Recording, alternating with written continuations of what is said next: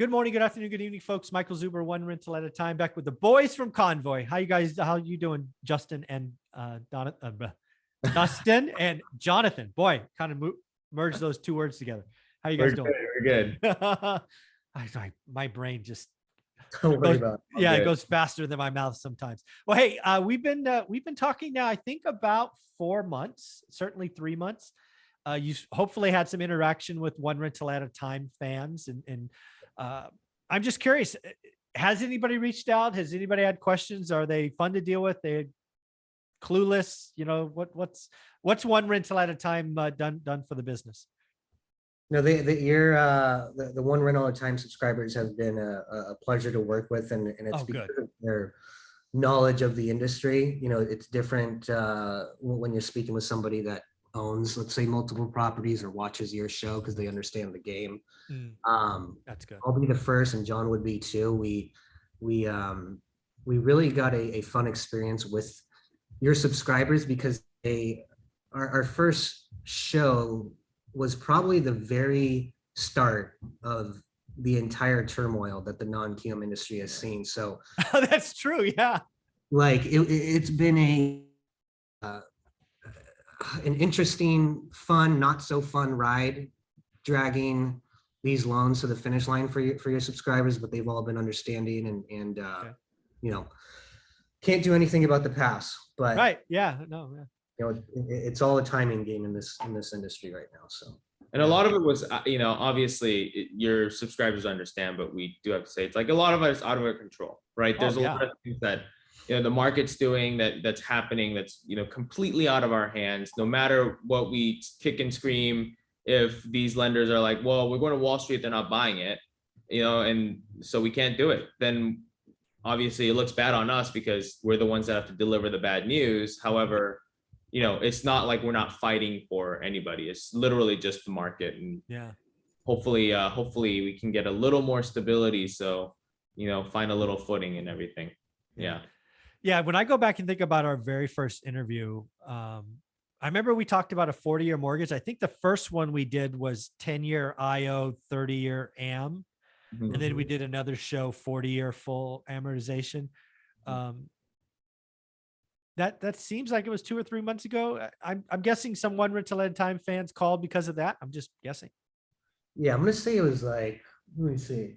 I want to say it was 2.5 months ago because we've been doing a show every 2 weeks, and it's been, I think, our 5th show.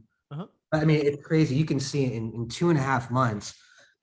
If you go back and watch that video, that was when we first saw our first rate hike from 3.3 to 3.6. You know, time in 2 years, we saw it go from 3.3 to 3.6. And we were like, this might be the start of it. Yeah. And now we're sitting at, you know, 5.3, 5.5.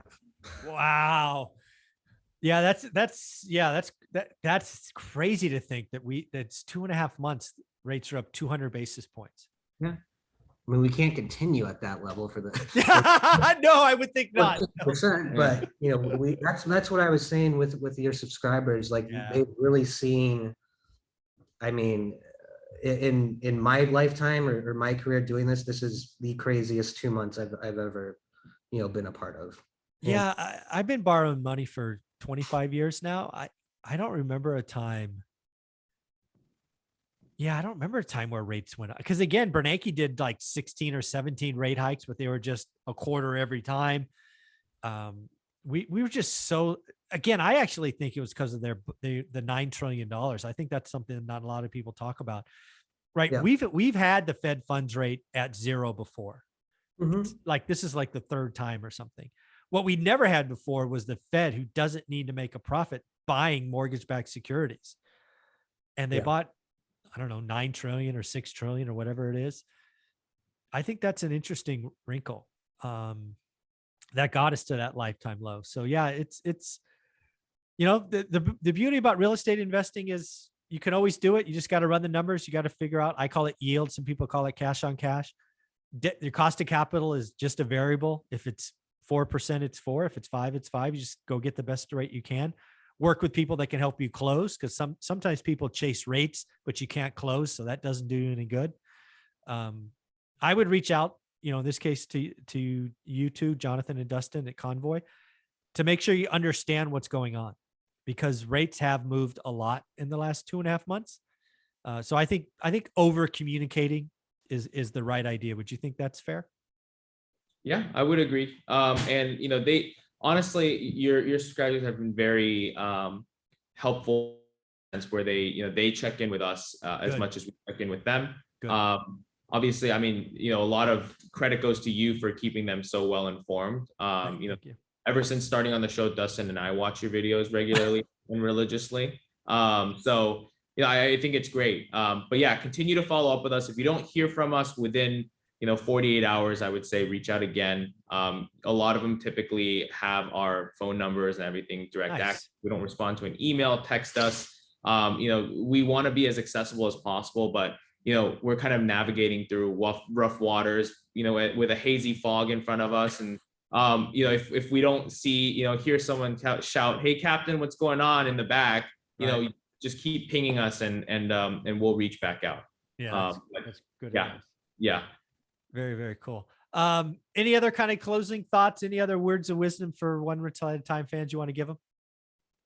I think just to be mindful of what's kind of going on in the market, that obviously keep your expectations real, because there's a lot of people in the market that are going to tell you that they can do things that they can't, right? Yeah. I just saw a client come in with some LE or some like GFE that has like a 3.25 on an arm, and I'm like, sorry, like that's gone, Yeah, like nope. whoever is producing that and giving that to you is totally wrong. And it had yesterday's date on it, and I was like, they're literally just probably typing in a number, trying to get you in the books because they get paid for just making an application. The best lenders, I mean, nobody gets paid until the loan's closed. So it is in our very best interest to close the loan. So just if it's a little tough, if it's a little rough right now, just keep in mind that we are constantly fighting for you guys, and we're constantly trying to get everything done, because we always want to do what's right by our clients. That's our number one goal. In a space where a lot of people will rip people's faces off, we're not in the business of ripping people's faces off. We're in the business of helping people, providing solutions. All right, which is why we ended up on the show in the first place. So we want to continue to provide solutions, and and continue to strategize on how we can make your investing lives better as a community, and also just continue to grow that bigger and bigger. Awesome. Well, guys, you're doing an amazing job. I've heard nothing but good things. How do you want people to reach out to you? You can email us at privateclient@conwayhomeloans.com. Awesome, guys. Thank you so much. We'll see you in a couple of weeks. Thank you.